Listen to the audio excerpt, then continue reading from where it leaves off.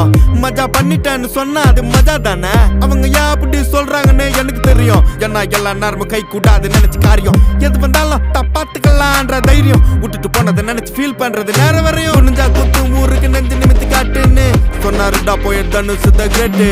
லாஜிக்கே இல்லாம பரப்புறானுங்க ஹேட்டு அப்ப நான் மாமா தானே அடுத்த அன்று கேட்டு